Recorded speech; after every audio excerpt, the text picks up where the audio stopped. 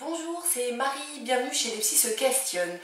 Dernière vidéo aujourd'hui pour vous aider à répondre à la question quand dois-je décider de rompre avec mon partenaire de vie.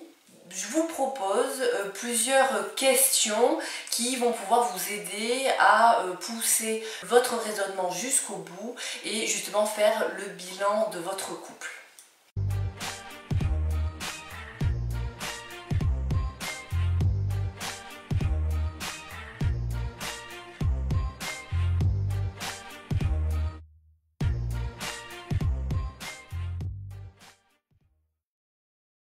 Alors, dans mes précédentes vidéos sur le thème de la rupture, de quand est-ce qu'il faudrait décider de rompre, je vous ai proposé des pistes de réflexion, des pistes d'action, voilà.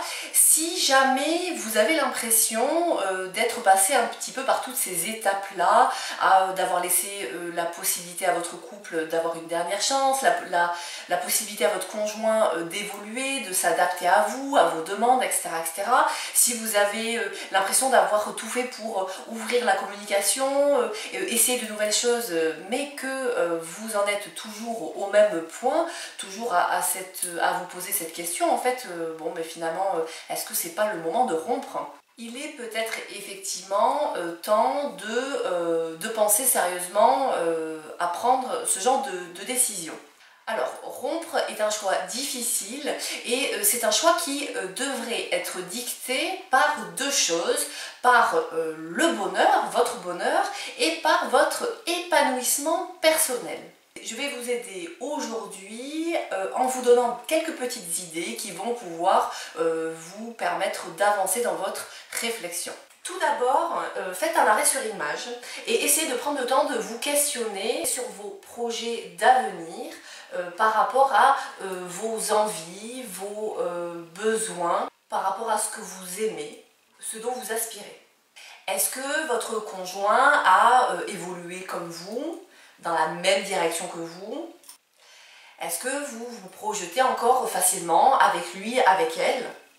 Y a-t-il un projet qui vous tient à cœur et qui pourtant exclut votre partenaire de vie actuel ou pour lequel votre conjoint ne vous soutient absolument pas?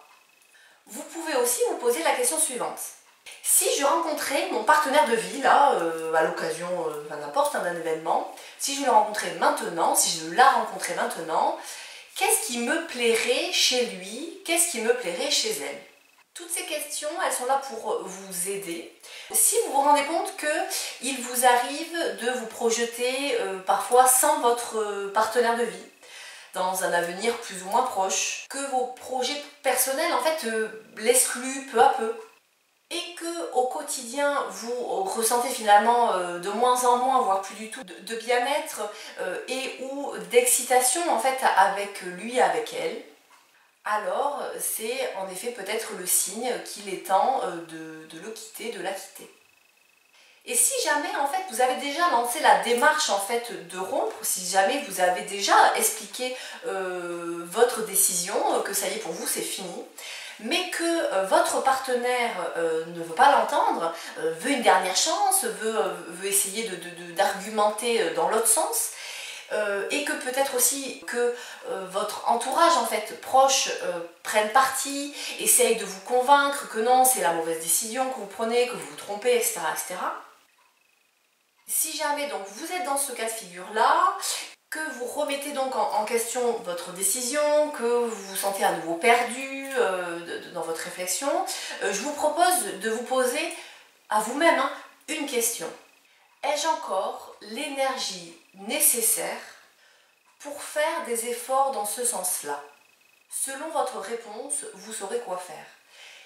La question, elle est vraiment tournée dans... C'est pas est-ce que vous avez envie ou non, mais c'est vraiment dirigé vers votre ressenti concernant les ressources que vous avez pour essayer de sauver votre couple et l'énergie qu'il faut transmettre pour sauver votre couple.